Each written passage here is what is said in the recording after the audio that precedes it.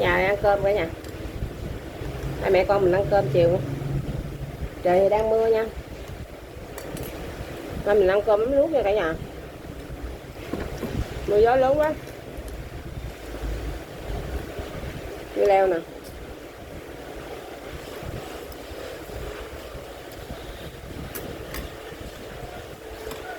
Con đó. Dứa này ngon lắm nha cả nhà. Ngon quá. Với cùng thịt rang ngon lắm.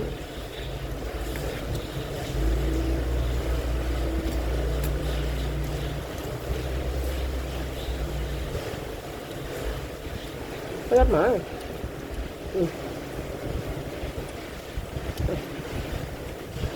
Mỡ nữa. Ngon nha cả nhà. Trời này mà ăn cơm mắm vuốt là thôi. Không còn gì bằng nha.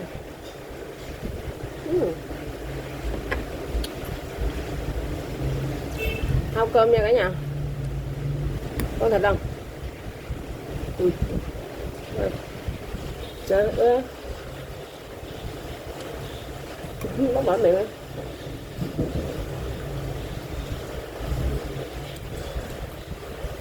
Ngon quá.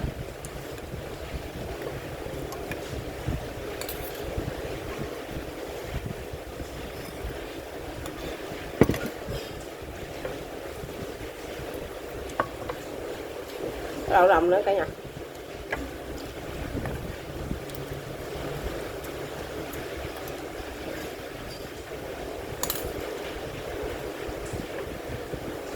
Mua cơm ngon ha. Cái là đậu lòng luôn nha. Chở cả nhà. Trời mưa này ăn đậm bạc thôi, cũng ngon nữa. Có trứng chiên nữa cả nhà. Bà lem nha. Ăn trứng chiên này cả nhà.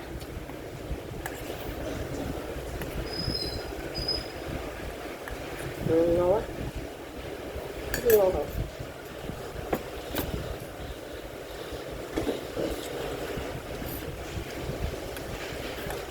Chan miếng nước mắm vô đây.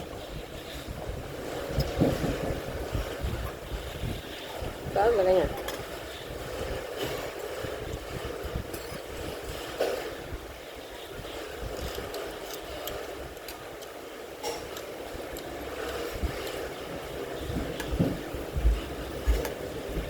Đúng ngon.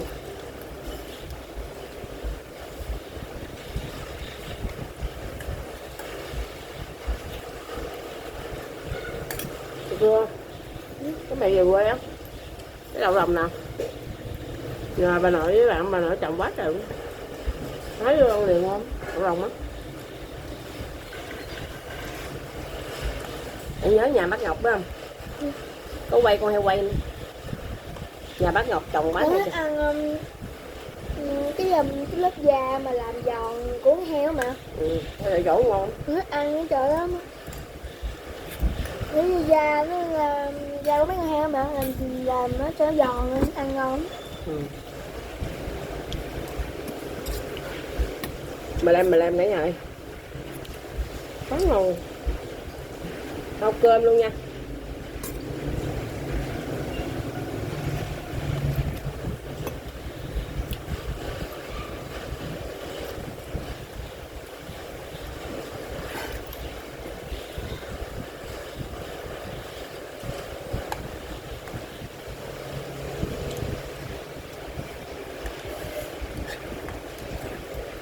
Trời ăn mấy này ngon hả? Cá kho tiêu rồi ạ.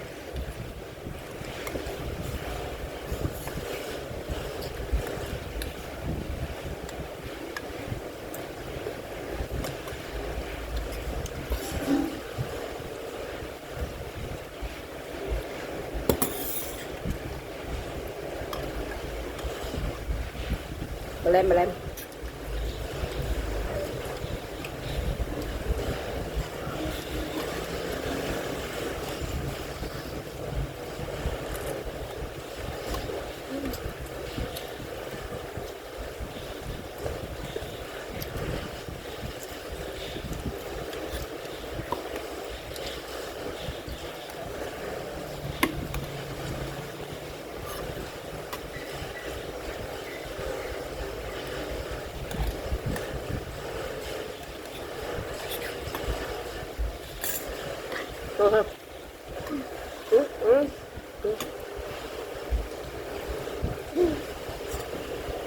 Mới cầm thèm quá.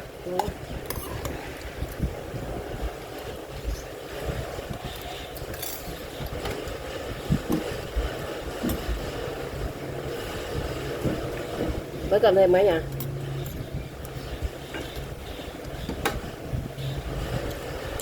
Trời này mà dưới quê mà mưa vậy nè. Luộc khoai mì ăn đó con. Nhớ trồng sẵn á. Có người phải ăn á.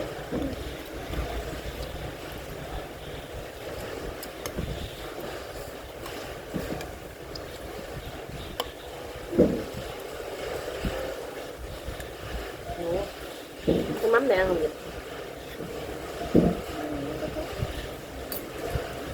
Không? Đỡ. Bao nhiêu?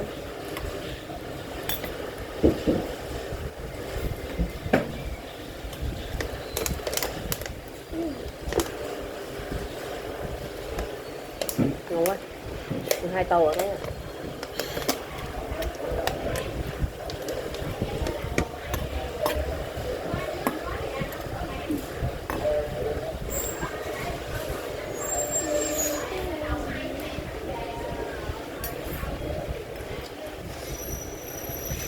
Ngon quá. Đi ăn cho nó hết là cơm á.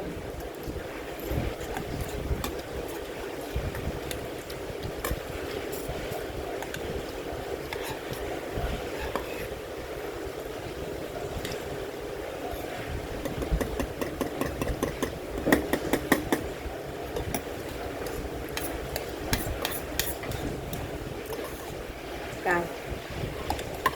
Ớn cay quá.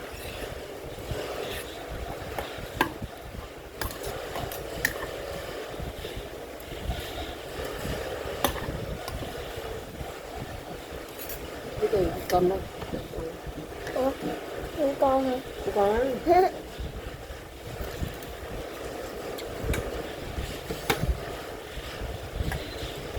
Tôi ăn no căng bụng giờ no căng bụng nha. Mấy tô nữa? 2 tô.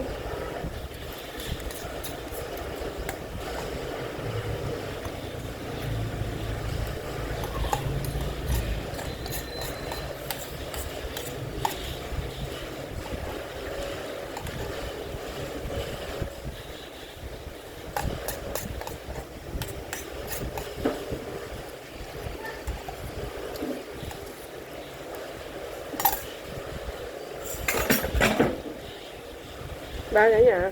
Ba. Bye.